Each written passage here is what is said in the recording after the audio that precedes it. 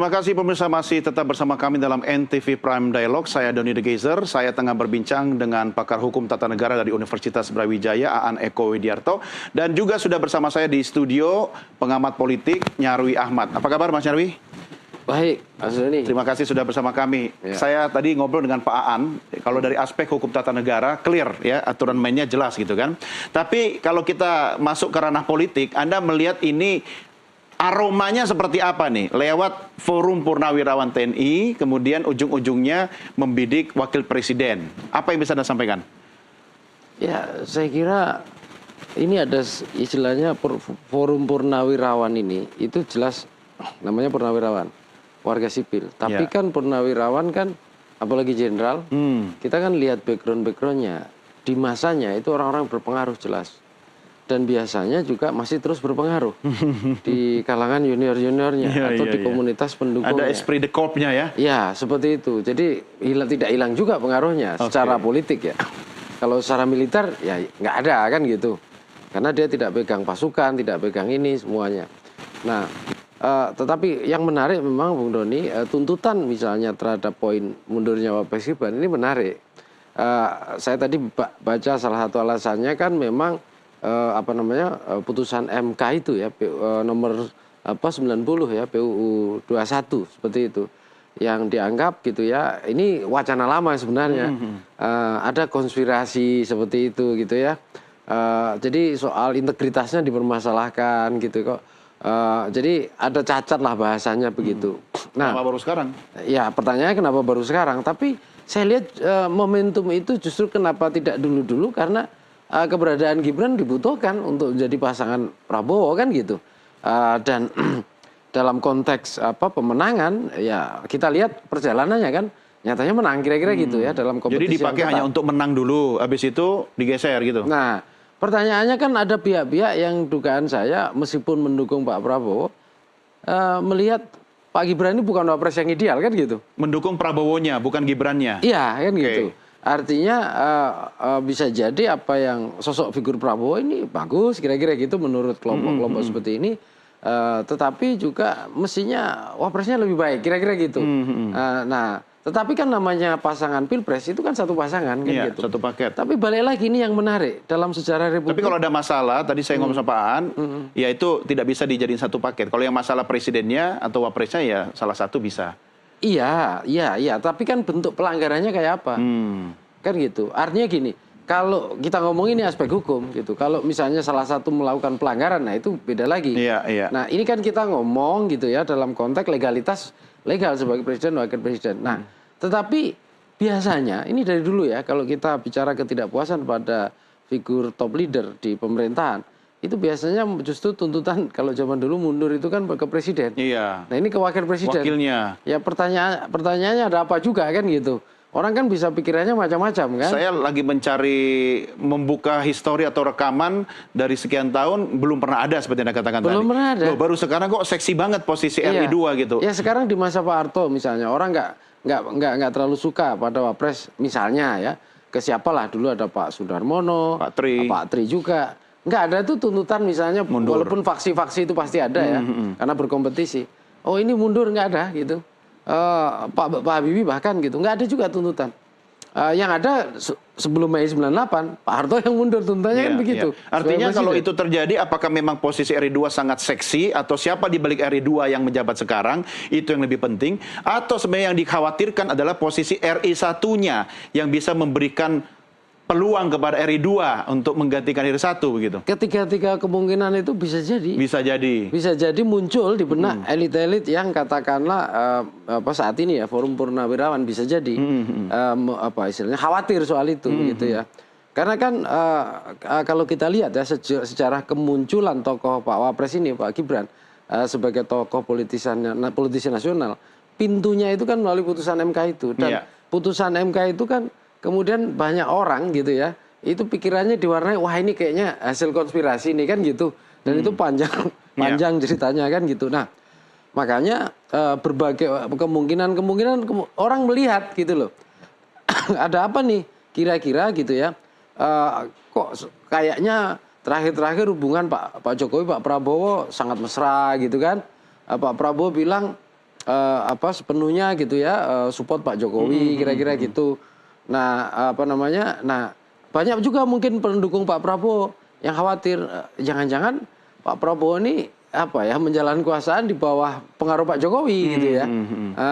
Atau macam-macam kan pikiran itu bisa berkembang-kembang. Yeah. Nah, bisa jadi suatu saat misalnya Pak Prabowo ini justru memberikan jalan yang lebih mulus misalnya kepada Pak Gibran. Nah, kayak gini-gini kan selalu muncul spekulasi-spekulasi gitu ya.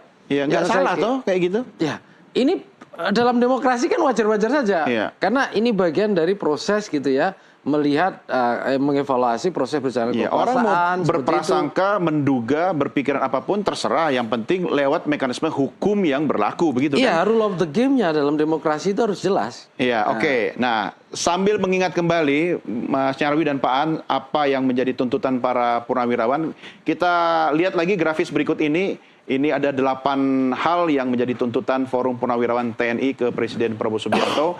Ini yang pertama soal kembali ke Undang-Undang Dasar 1945 asli. Berarti yang sebelum diamandemen dong ya. Ya. Nah, itu kembali. Berarti masa jabatan presiden tidak ada periodisasinya dong? Ya, bisa dipilih kembali. Tidak ada ketentuan untuk satu periode. Nah, kalau itu saya suka. Aku mau nyapres.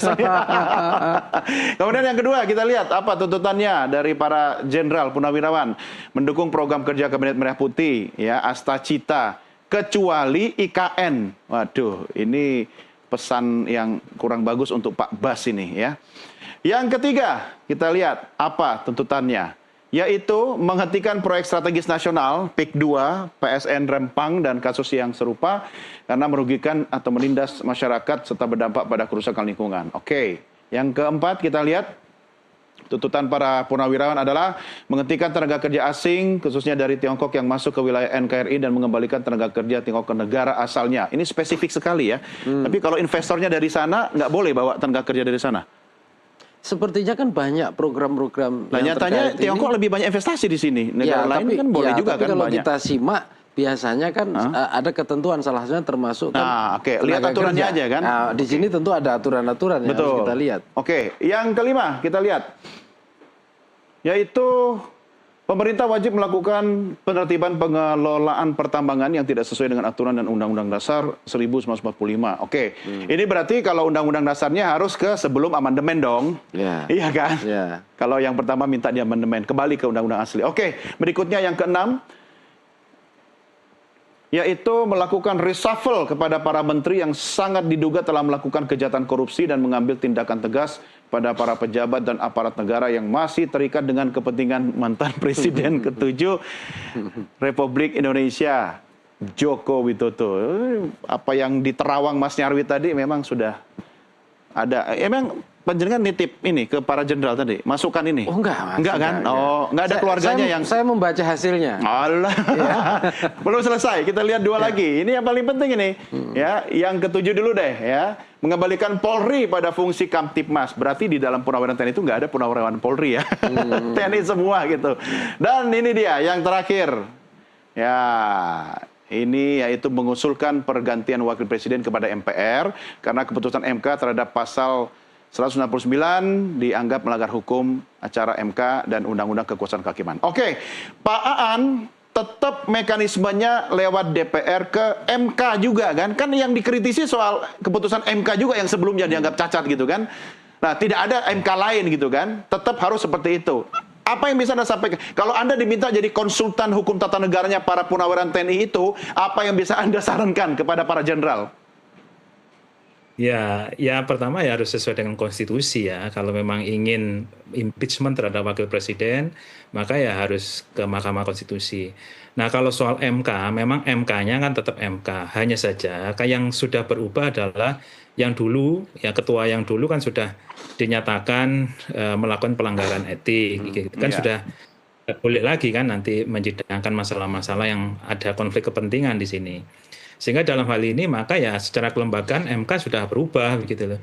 MK yang ketika memutus syarat wakil presiden, syarat usia dengan MK yang sekarang ini kan sudah berbeda walaupun sama-sama Mahkamah Konstitusinya, tapi komposisi hakimnya pun juga sudah ada yang ganti, pendirian hakimnya pun juga berbeda Sehingga tentunya ya tidak ada masalah, yang penting konstitusional, jangan sampai di luar konstitusi. Itu yang kita jaga agar negara hukum kita tetap tegak begitu. Oke, menurut Anda apakah satu orang bisa mengusulkan atau perlu kekuatan politik tertentu atau bisa siapa saja yang kemudian diakumulasikan dalam jumlah tertentu, Pak An?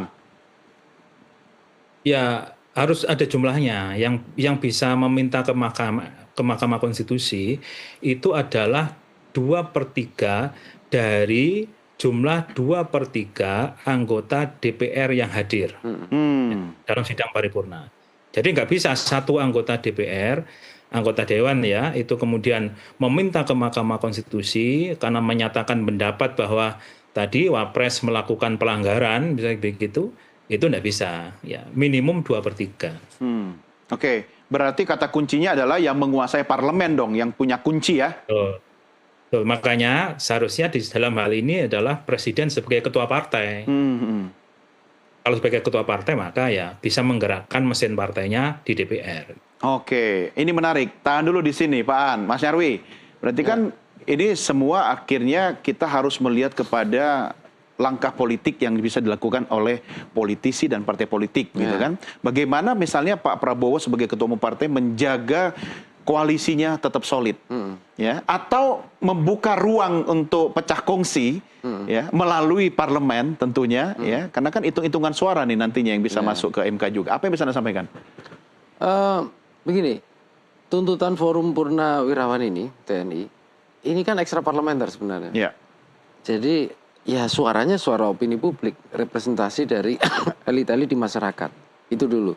Tetapi mereka kan tokoh-tokoh yang di zamannya berpengaruh juga. Dan sampai sekarang saya kira suaranya sangat dihargai dan dihormati juga. Nah, pertanyaannya adalah DPR dan partai politik hari ini itu tentu dipimpin orang-orang yang berbeda dengan di masa-masa yang dulu. Ya, nah pertanyaannya apakah gitu ya nantinya gitu kira-kira ya ada nggak dukungan yang muncul atau tuntutan tadi yang disampaikan Pak An tadi, beberapa orang, faksi-faksi sampai jumlahnya 2/3. Terus yang kedua juga subjek yang dipermasalahkan apa terkait pelanggaran kan gitu. Ini DPR nangkep apa enggak nih suara ini kan? Mungkin khususnya maksudnya Anda PDIP misalnya mau nangkep nggak mengambil bola ini begitu ya, lebih pas ya? Satu partainya sendiri, yang kedua isunya apa dulu? Ini kan belum spesifik. Ini kan baru tuntutan, ya kan?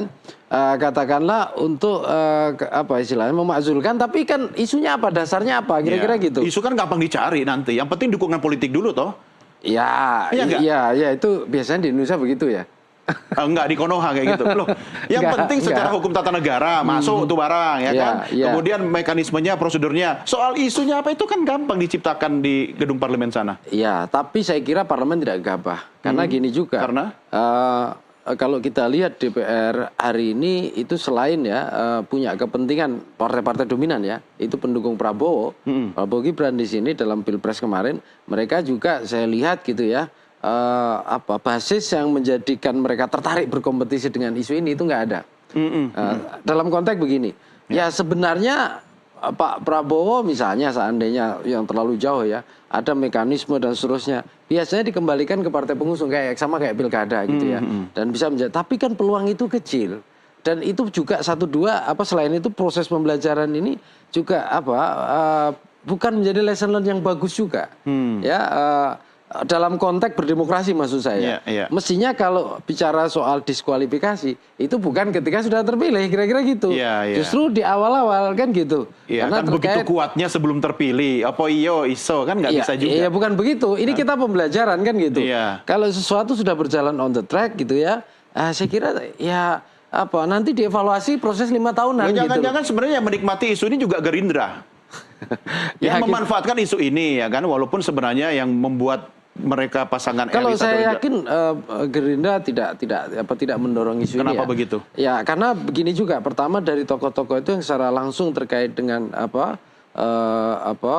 Gerindra atau ini saya kira enggak, kecuali boleh dikatakan beginilah, ini loyalis Pak Prabowo ada, misalnya yang bacakan Pak Sunarko misalnya, itu kan kita tahu Pak Sunarko itu dari berapa periode ketika pemilu Pak Prabowo itu luar biasa jadi loyalis di sana, ya. Nah itu jelas, itu ada loyalis Pak Prabowo yang yang mungkin berharap lebih ekspektasinya. Maksudnya gitu ya. belum dapat tempat gitu? Bukan. Dalam artian tadi kan salah satu gugatannya misalnya poin ke-6 ya,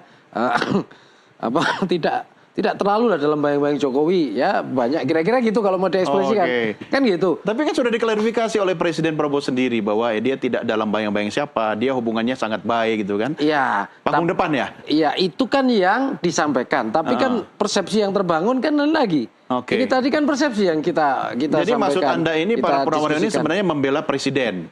Saya kira demikian. Lebih cenderung ke sana dia. Bahkan sampai poin yang ke-9 tadi kan itu nggak ada 9, 8 8 maaf. Ya, yang 8 itu tadi itu kan misalnya langsung ke Wapres gitu loh. Ya, kenapa sangat spesifik sih, sangat konkret. Ya, tapi kalau kita lihat dari 6, 7, 8. Ini kan kelihatan. Poin 6 itu poin 5 apa? Ada PSN maksudnya. Iya. Poin 6 terkait warisan bangunan Jokowi. Ya, ke-7 sampai ke-8 ini kan dari Jokowi masuk ke Gibran. Ya, jadi maksudnya 3 poin terakhir itu yang utama, sisanya itu penggembira aja, pendamping. Biar nggak menjelaskan secara konkret targetnya itu sebenarnya Solo. Kalau menurut saya bukan hanya itu, Pak Doni. Mainstream cara berpikir para purnawirawan itu kan kembali ke Undang-Undang Dasar di mana yang asli. Ya, di mana di sana itu kan yang mengangkat, nanti bisa diskusi dengan Pak Aan juga. Itu kekuatan MPR kan kuat di sana ya untuk melantik ya presiden dan juga memilih dan proses pemilihan. Nah, sekarang kan mekanismenya pemilu langsung. Iya, dulu kan presiden mandataris. Mandataris kan. Sekarang gitu. udah enggak. Nah, kalau pakai logika Undang-Undang 45, artinya membayangkan demokrasi kita dalam Undang-Undang 45 yang dulu. Ah, itu tuntutan itu mungkin DPR parlemen punya power kan gitu. Nah, tapi diduduki waktu itu kan MPR-nya kan. Ya, tapi dalam apa undang-undang hasil amandemen dalam alam demokrasi sekarang sudah berbeda lagi kan gitu. Nah, ini menarik nih Pak Aan Widiarto. Kalau dulu kan memang presiden sebagai mandataris dilantik ya. Kalau sekarang kan dilantik di hadapan MPR. Bukan MPR yang melantik gitu. Kekuasaan itu tertinggi di tangan rakyat gitu kan. Nah, bagaimana ini celah-celah hukum tata negaranya Pak Aan? Ya, yang jelas kan memang setelah amandemen presiden dipilih langsung oleh rakyat.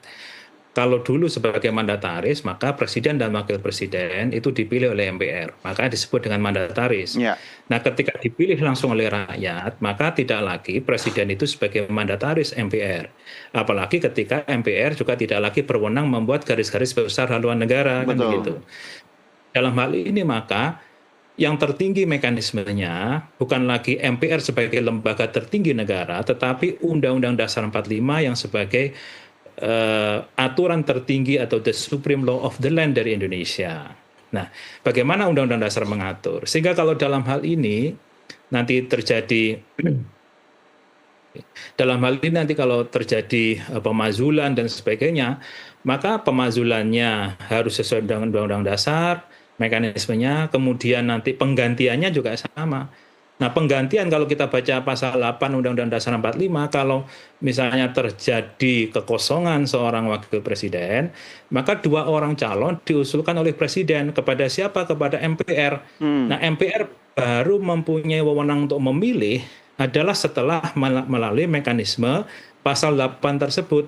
Jadi nanti tidak lagi ada pemilu lagi ya kalau untuk berhenti di tengah jalan, tapi MPR yang memegang kekuasaan untuk memilih gitu ya. Baik nanti memilih presiden, kalau memilih presiden ini nanti wakil presiden yang akan menggantikan presiden sampai dengan masa jabatan akhir. Kalau wapresnya yang kosong, maka presiden mengajukan 2 nama ya, calon, nanti dipilih oleh MPR. Kalau dua-duanya kosong, maka MPR yang memilih juga, tidak perlu pemilu, tapi MPR memilih dari 2 pasangan calon yang diusulkan oleh partai politik peraih suara terbanyak nomor 1 dan nomor. Itulah mekanismenya di Undang-Undang Dasar, tidak di MPR secara langsung. Oke, baik. Menarik. Kita lanjutkan di segmen berikutnya. Bapak-bapak sekalian, kita rehat sejenak. Pemirsa, jangan kemana-mana. Kami segera kembali.